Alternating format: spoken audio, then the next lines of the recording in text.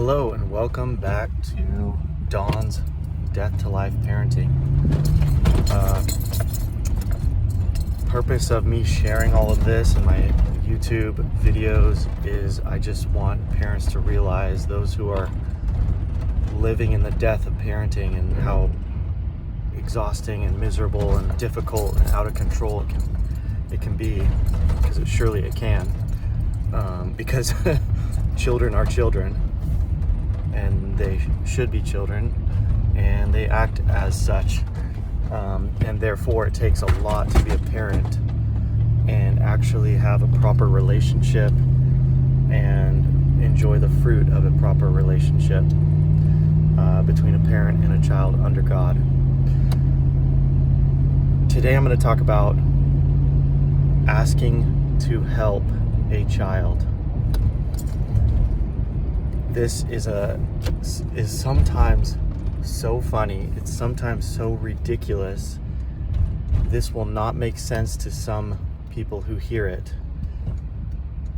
I have a 1-year-old and a 5-year-old, and unless I'm stumbling, I always ask if I can help them with whatever it is. And I'm going to share kind of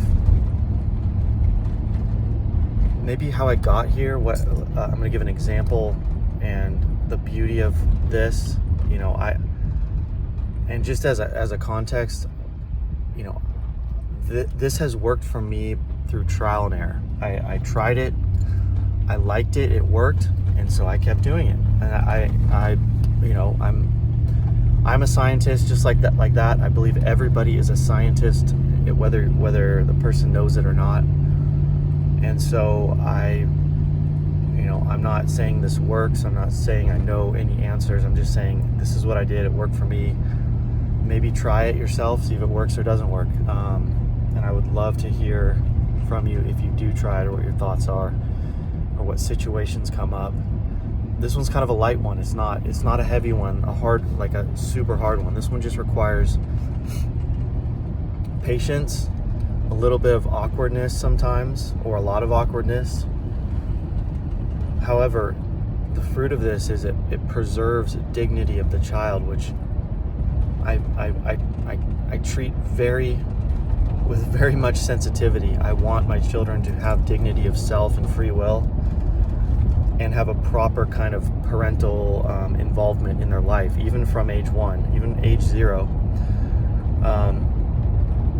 Part of that is this, what I said earlier. If I want to help them or I think they need help, I ask them, Isla, can I help you with that?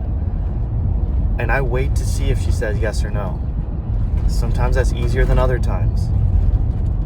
Sometimes, as I mentioned in a prior video, if I'm running out of energy and from my own self and my own heart and my own situation, I have a need as a parent, and I have a need that requires, whatever the child is doing to be done quicker than they can do it. And I feel like I have a need to step in and do it. Like, there's also room for that. And, I only do that when I have a need, when I have to. And I also treat it with proper empathy, such as like, Isla, I'm very sorry. I'm going to have to help you with this. I'm running out of energy. And then I'll help the child, without their permission. However, I'm going to talk about, a normal situation, younger, older. I plan to do this till the day I die. It is very hard sometimes. Other times it's very natural, and it's fun. It's so much fun to, like I said earlier, ask the question and see if they say yes or no. I love to see. I'm wondering, do they want help or do they not want help? Sometimes I want to help them. Yeah, of course. I don't like. Well, there's two ways. One, I don't like watching a child struggle. The other way is I do like watching a child struggle. Struggle is necessary. I love watching them. It's like, how does a child figure out to do something? How does a child figure out how to do something? Well, it's just like any adult or any other person at any other stage of life. The first time you do something, it's a struggle. It should be, and it's like, if I just, I could play this out any way. It's like, I could say this, if I just help without asking, anytime I see a girl, one of my girls struggle, I'm teaching them, I'm not saying a word, but I'm teaching them a couple of messages that I do not even want to take a step, one little step towards these messages. One would be, if you're struggling, I don't believe you can do it. You need help. I need to help you. You should just quit. Something like that. I don't have a precise thing, but these are all possibilities. The other one would be, well, I forgot the other one, but I mean, maybe you can think of the messages that this might be sending to your child. And part of this is, which I talk about in a lot of videos, is this is me being aware of my own heart as well. When I used to step in and help, just like I see parents doing all the time, when I'm out and about, I used to feel it in my heart. This is not right. And I think what it was is I was violating the dignity of this person, albeit a very small, a very sometimes incapable person. Children are still people, no matter how immature or incapable they are people just like me. And I want my dignity preserved. I don't like people stepping in and helping when I have not asked for it, or if I do not want help. I reserve the right to not want help. I reserve the right to say no, and I want everybody else to have that right, even if you are a 1-year-old child. Now, of course, again, the exception being, if me as the parent, if I literally am out of energy, if I'm realizing I'm getting impatient, I don't believe it's right for a parent to get impatient with a child. If I'm getting impatient, I'm like, okay, I need to step in, because, I can help this child, with this thing, and I can preserve my patience. Great. That's, above many things is preserving my patience with my children. It is not okay for me to lose my patience. So, if I have a need where I need to step in, I will treat it as such, and as a violation of their free will. I will treat it as a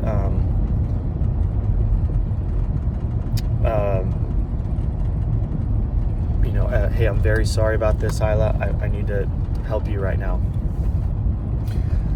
Sometimes that upsets the child. Sometimes it doesn't. I can't predict it. And either way, I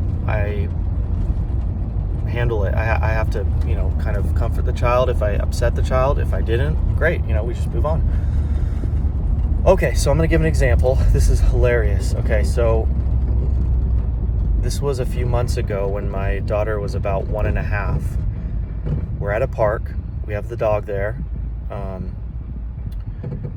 She comes up to me and she asked me, if she can give the dog water. She goes, "Dada, water, will dog?"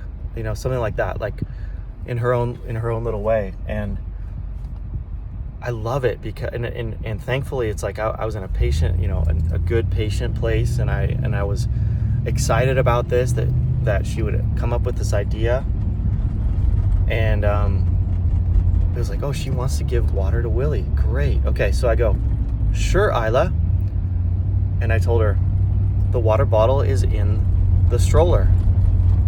Go ahead. And there's a little bowl on the ground, and there's this giant, one of my giant filled up water bottles in the stroller. Now, and she goes, "Okay, Dada."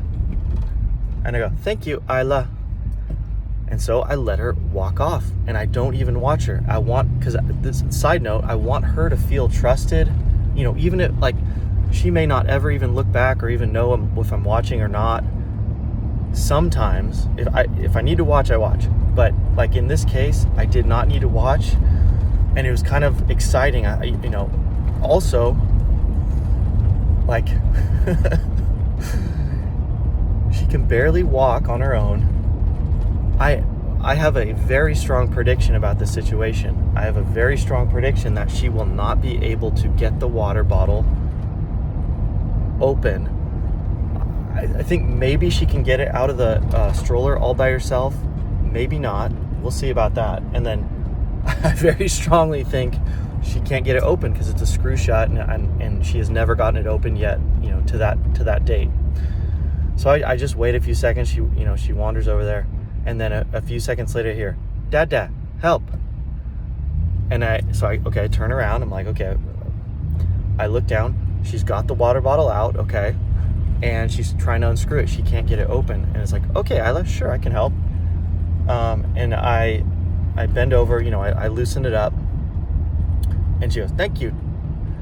Or I go, "Is that a thank you, Dada?" That's another video. And she goes, "Thank you, Dada."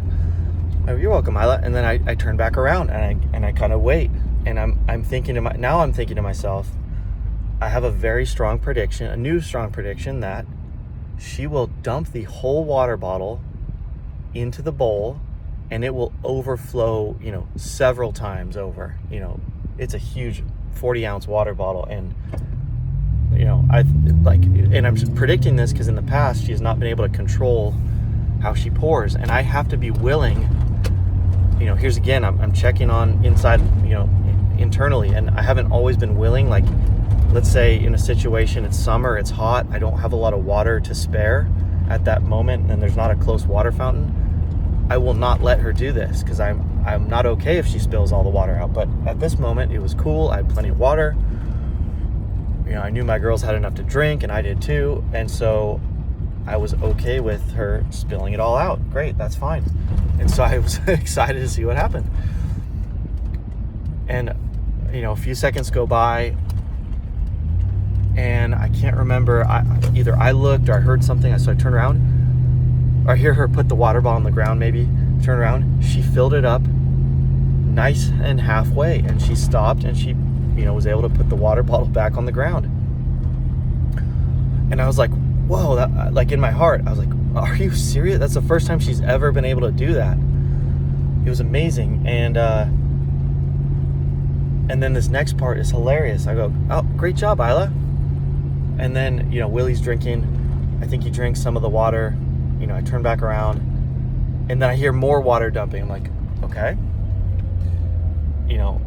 My adult part of me was like, man, that was secret. And I didn't even notice this, but, I was hoping she'd be done. She'd screw it back on. She'd realize I gave Willie enough water, but I turned back around, and she has dumped the rest of the water in the bowl, overflowing into the dirt, making mud.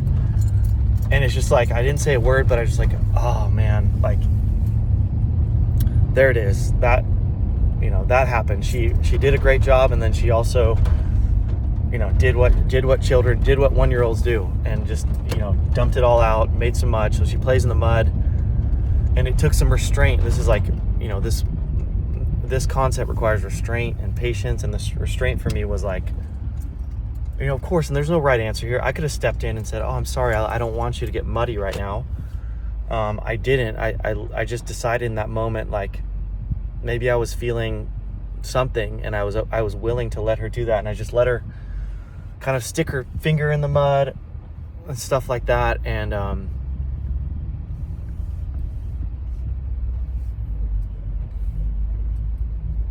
let her play, and then she walks over like a couple minutes later. Here you go, Dada. She hands me the water bottle. It's empty, it's wet, it's muddy, and she just kind of trots off into the playground to play again. And that's the end of the story. So the point is, like,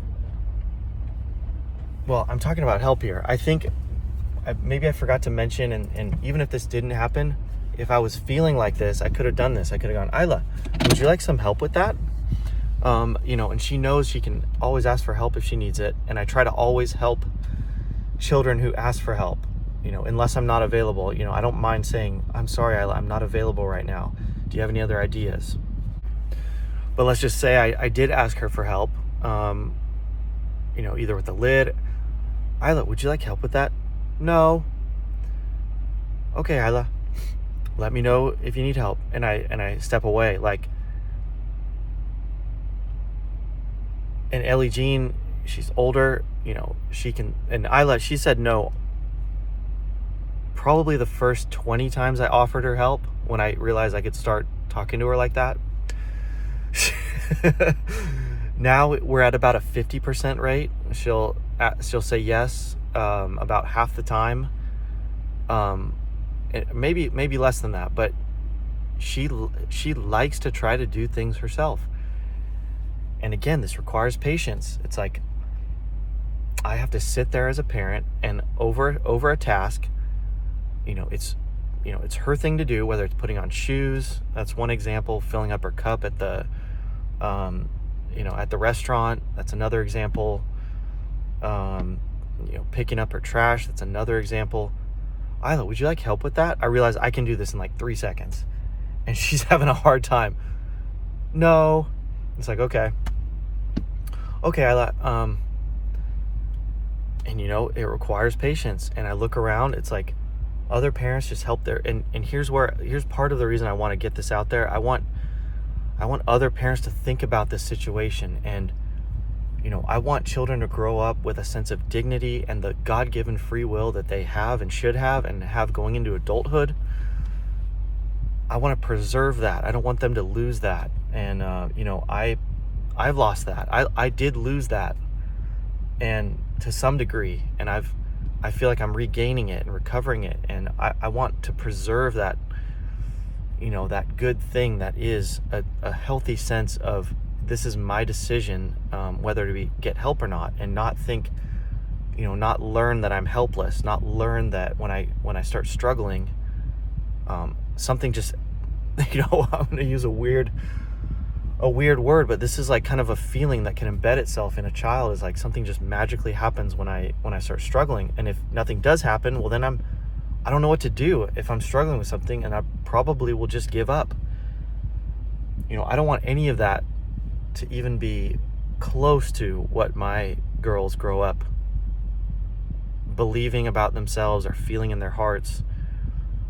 I want it to just be a normal thing. I have a job to do. I'm struggling. I can ask for help if I want it. If somebody asks to help me, I can say no, and I can learn to do this myself if I want to, or I can say yes to help, and maybe it will be done quicker. Like, I feel like all these things will work themselves out naturally. And the beauty is when I think ahead to what is reality, because reality, in my mind, reality is king.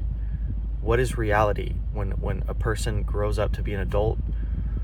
Well, my reality is, if I struggle with something, it's exactly what I said. I can do it myself if I want. I can ask for help if I want. I can say yes or no to help if I want. As a man under God, these are my choices, and I get to eat the fruit of any of these choices and learn as I go as an adult. And hopefully I'm still learning. Hopefully I keep learning and develop a great compass for this in my own life as an adult. And I want my girls to start learning this right now, and by the time they're 18, like they have a great sense of how things are going to go depending on the choices they make, without when I'm long gone, or when I'm out of the picture as their authority figure. They have a good sense of how to make their own decisions when it comes to this. And if somebody violates their free will in terms of giving help, it's gonna feel weird. I want it to feel weird. It is weird. It's not right for a person to overstep, and it's very hard. Sometimes these are hard, sometimes they're awkward, and yet I do believe this is the right thing, and this is what I'm doing and what I'm going to keep doing. And this is one thing I wanted to share with any parents who are interested in stuff like this. So thank you for watching. Hope everything goes well. Let me know if you try this, or if you have any thoughts, comments, and I'll talk to you later. Bye.